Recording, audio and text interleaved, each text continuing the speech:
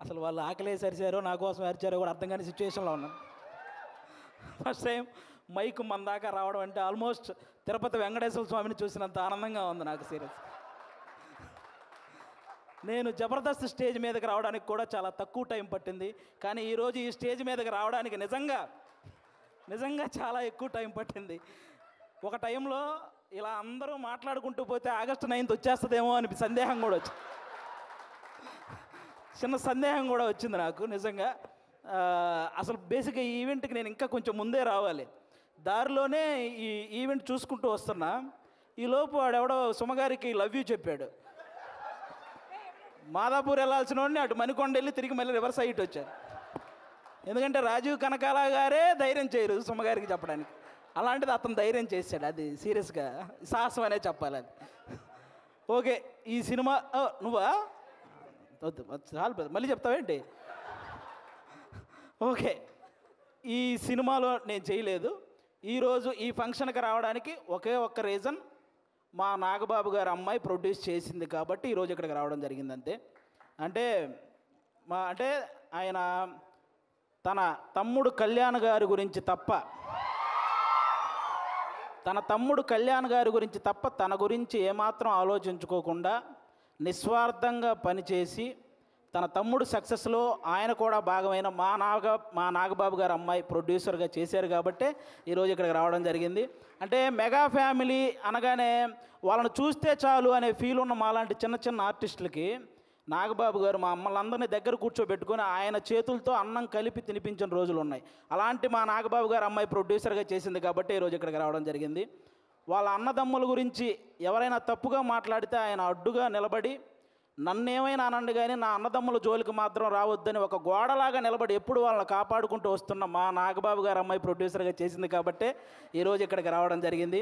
అంటే ఎప్పుడు అన్నయ్య మంచితనం, తమ్ముడు మంచితనం ఇవే మాట్లాడుకుంటూ ఉంటాం. కానీ వాళ్ళని మాకు ఇంత దగ్గరగా చేసిన మా నాగబాబు గారి మంచితనం కూడా మీ అందరికీ తెలియాలి. అందుకే ఈరోజు ఇది చెప్తున్నాను అనమాట. ఇంకా మీ అందరికీ తెలుసు, నిహారిక గారు ఇప్పుడు కాదు, ఒక 10 years బ్యాక్ మీకు ఒక స్కిట్ చేశారు, డి వర్సెస్ జబర్దస్త్ అని. అందులో నాగబాబు గారి క్యారెక్టర్ చేశారు నిహారిక గారు. ఆ స్కిట్ నేనే రాశాను. ఫస్ట్ టైం ఒక టైమింగ్ అంటే ఎలా ఉండాలి, ఒక పంచ్ టైమింగ్ వేసేటప్పుడు ఆ మాడ్యులేషన్ ఎలా ఉండాలి, ఇవన్నీ కూడా నాకు ఒక రకంగా అలవాటైంది కూడా నిహారిక గారి టైమింగ్ చూసే. నాకు ఆ రోజు నేను స్కిట్ రాసినప్పుడు ఆ విధంగా నిహారిక గారు అప్పటి నుంచి నాకు పరిచయం అనమాట. అంటే నిహారిక గారు వాళ్ళ పెదనాన్నగారి లాగే కొత్త టాలెంట్ని ఎంకరేజ్ చేసే గుణం ఉంది. వాళ్ళ బాబాయ్ గారి లాగే అనుకున్నది సాధించే గుణం ఉంది. అలాగే వాళ్ళ నాన్నగారి లాగే ఎంత కష్టం వచ్చినా సరే నవ్వుతూ ముందుకెళ్ళే గుణం ఉంది. ఈ మూడు కలిపి ఉంది కాబట్టి ఈరోజు ఇలాంటి సినిమా తీయగలిగింది. అంటే ఇంకో విషయం, వాళ్ళ బాబాయ్ గారి లాగే ట్రెండ్ ఫాలో అయ్యే టైప్ కాదు, ట్రెండ్ సెట్ చేసే టైప్. అందుకే 11 మంది హీరోలను పెట్టి ఒక సినిమా అంటే ఖచ్చితంగా ట్రెండ్ సెట్ చేసినట్టే. అవునా? 11 మంది హీరోలు అంటే ఇప్పుడు రీసెంట్గా మన 11 మంది క్రికెటర్లు మన దేశానికి వరల్డ్ కప్ తెచ్చినట్టు ఈ 11 మంది హీరోలు మా నిహారిక గారికి మంచి విజయాన్ని అందించాలని మనస్ఫూర్తిగా కోరుకుంటున్నాను. మనకు 11 అంటే చాలా గుర్తొస్తాయి, కానీ ఈ సినిమా తర్వాత 11 అంటే ఈ 11 మందే గుర్తొస్తారు.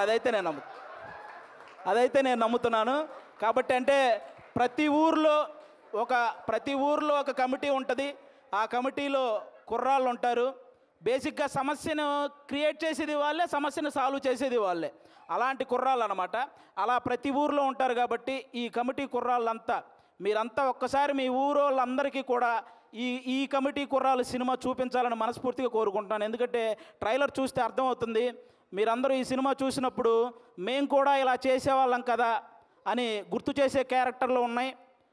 మేము ఇలా ఎందుకు చేసాం అని ఆలోచింపజేసే క్యారెక్టర్లు ఉన్నాయి. ఇక నుంచి ఇలా చేద్దాం అని అనుసరించే క్యారెక్టర్లు కూడా ఉన్నాయి అనిపిస్తుంది ఈ సినిమాలో. కాబట్టి మీరందరూ కూడా ఈ కమిటీ కుర్రాళ్ళ సినిమా, మీ ఊర్లో ఉన్న కమిటీ కుర్రాళ్ళందరూ ప్రతి ఊరు వాళ్ళని తీసుకెళ్ళి ఈ సినిమా చూడాలని మనస్ఫూర్తిగా కోరుకుంటున్నాను.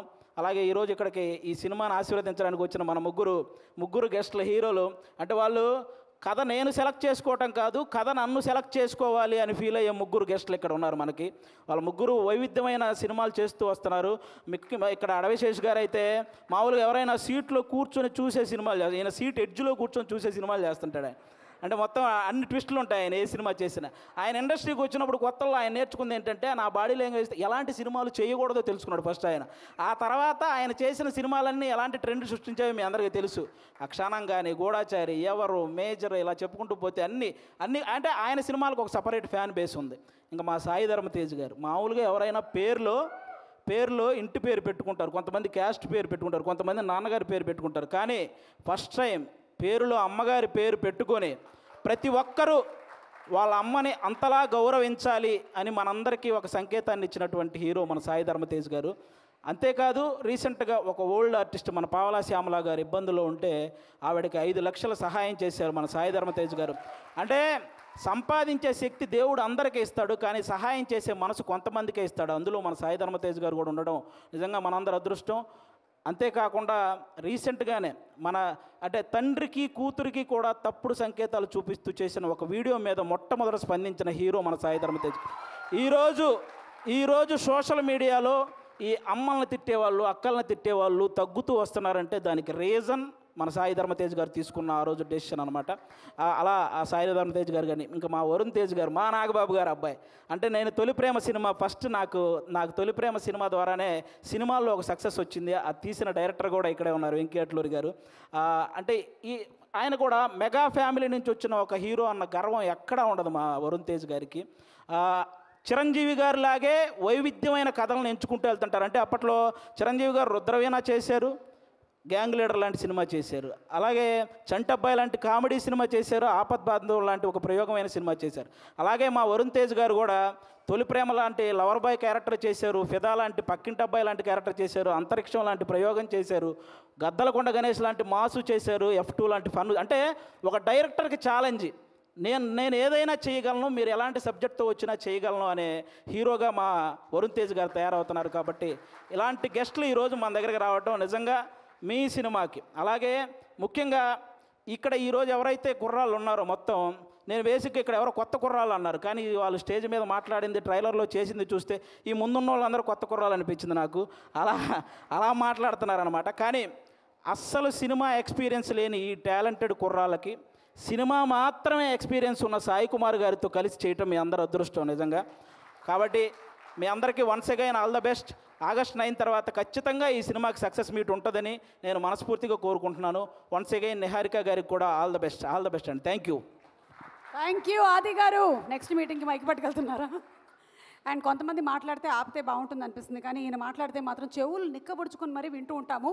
సో ఆది గారు, థ్యాంక్ యూ సో మచ్.